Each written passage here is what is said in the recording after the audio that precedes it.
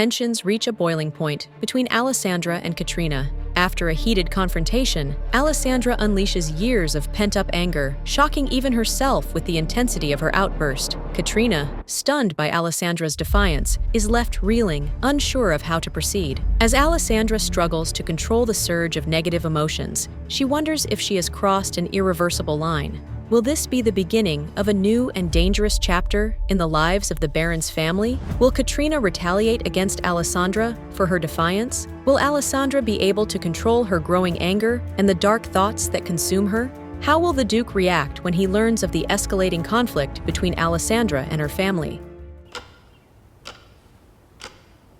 Time quickly passed in the Baron's home, much to everyone's delight. For Alessandra, it meant she was closer to leaving her childhood home to live with the Duke. For Kate, it meant she would be going to live with Edgar, a surprise Alessandra was not expecting.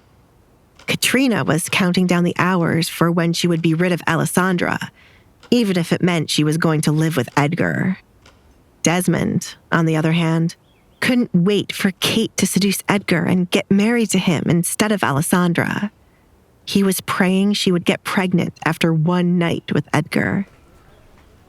It soon became time for dinner, and with the new changes to the house, Alessandra arrived at the dinner table. She could not remember the last time she came into the dining room to eat dinner with her family. It was always in her room alone, with nothing but the noise from the farm. Alessandra already knew which chair at the table she wanted to sit in as she neared the table. It was the one her mother used to sit in each time they had dinner.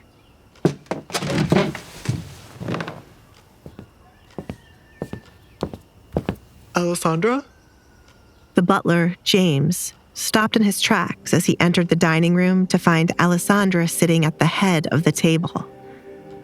In his absence, he learned that Alessandra had been proposed to by the Duke, and now she was able to roam around the home as she pleased. Even though Alessandra was engaged to the Duke, James knew Katrina wouldn't be happy to see Alessandra sitting there, so he proceeded to make her move. My lady, it would be best for you to sit elsewhere. Perhaps here. He approached the table to pull out another chair. Alessandra looked up at the butler and the seat he was holding out for her. I prefer the one I am in. Why do you think I sat here? But I am not moving. Alessandra stood firm on where she wanted to sit.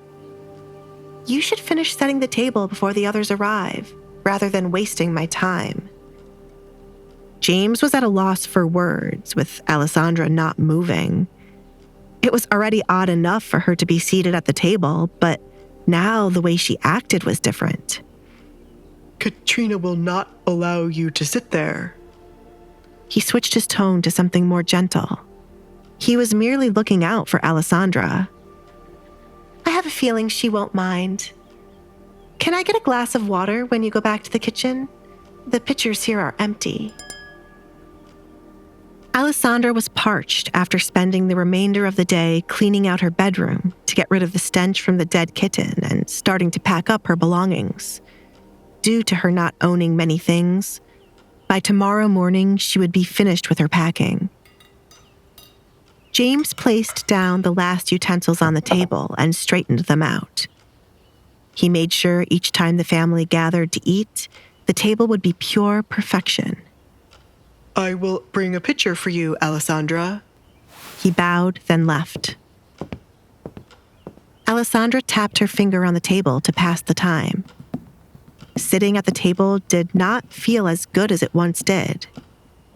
Then she started to wonder, was sitting at the table ever a good experience? She enjoyed her time with her mother while they ate, but eventually, her parents would start to argue. It was not as good as she believed it to be as a child now that she was older. This house has always been toxic, but as a child, I thought that was what happiness meant, Alessandra muttered, leaning back in her chair as her past memories became depressing. She started to think about what else she thought was good as a child, but now that she was older, it certainly wasn't good. This house has so much negative energy. It deserves to just be burned down. You really are taking this too far. Kate strutted into the dining room like a new person. It was as if her earlier encounter with Alessandra never happened. And do as you please, Alessandra. The higher you climb, the further you'll fall when this blows up in your face. The tension in the Baron's household thickens as Alessandra asserts her newfound freedom, reclaiming her rightful place at the head of the dinner table. Kate, emboldened by her upcoming marriage to Edgar, remains a constant thorn in Alessandra's side, her words laced with venom. As the dinner guests begin to arrive, the atmosphere crackles with anticipation and unspoken threats. Will Alessandra's defiance lead to a confrontation with Katrina? Will Desmond's schemes to sabotage Alessandra's happiness succeed? And what secrets lie hidden within the walls of this decaying mansion? Hey, I'm Alessandra. If you're wondering what happens next, download the Pocket FM app now and listen to the exciting episodes of The Duke's Masked Bride.